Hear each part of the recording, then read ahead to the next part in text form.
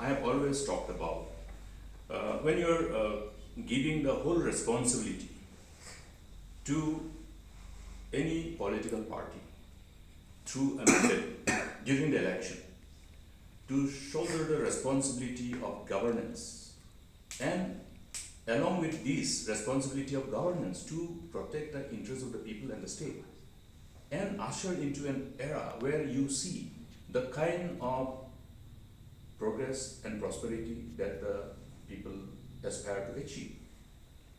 This whole mandate given by the people is based on the trust and confidence, because they expect something better.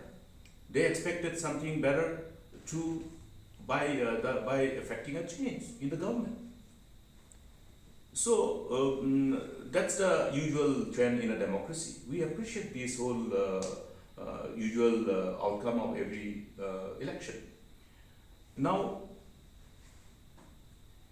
this trust that I'm referring to is based on the rhetorics that the politicians usually resort to on the run-up for election and during the election.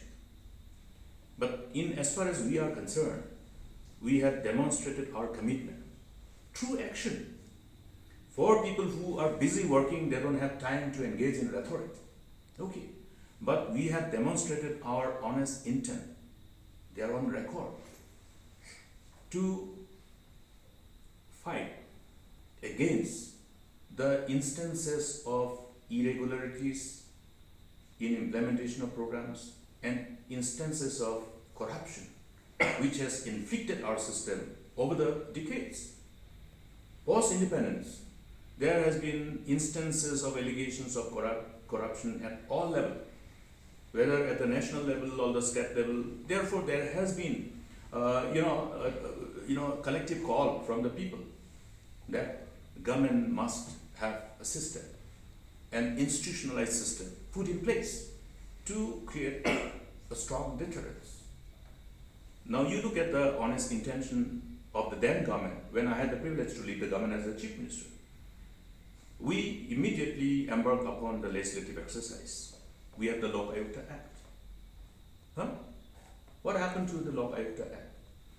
Isn't it a fact that the current ruling dispensation, the government of the day, tried their best to really cripple this institution, revisit the developments that has taken place? Even when the Lokayukta wanted to further proceed to really engage in proper investigation and inquiry on allegations of various other irregularities which were brought before the Honorable Lokayukta, what has happened? Didn't the government of the day scuttle this whole exercise? For whose interest? For whose interest this whole attempt to go after allegations of corruption was scuttled by this government? And what is the end result? End result is that if you do not create fear for the law, then the lawbreakers get emboldened. I repeat, then the lawbreakers get emboldened. The greedy politicians, greedy businessmen become greedier and greedier because they don't have any fear for law. Please remember one thing, nobody is afraid of anybody. But everybody is afraid of law. When you allow the law to take its own course, but if the government of the day tries to scuttle the overall application of the law by all kinds of available manipulation, then you can understand the intent of the people in power. This is number one. Then another law, which is designed not to be a law which is considered as punitive, like somebody has already committed a crime, so you have a law to go through the trials and then afterwards you punish him. It's more like a post-mortem exercise and at the same time punishing, so that the fear of law ultimately start giving the kind of deterrence. But we came up with this Meghalaya Community Participation and Public Services Social Audit Act 2017. What was the intent? Even before we enacted this law, we had quite a number of exhaustive engagement with all the civil society organizations and the stakeholders. Everybody appreciated this. The moment the Legislative Assembly then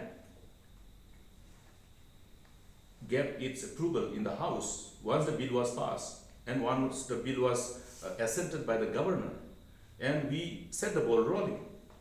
So the act is designed, this whole social audit, the whole format is designed to ensure that on a real-time basis at the time of implementation of the scheme, the community and the society can get involved and see if the program which is intended for the benefit of the society, for the benefit of the state, is being implemented in the right earnest without any likely compromise on quality.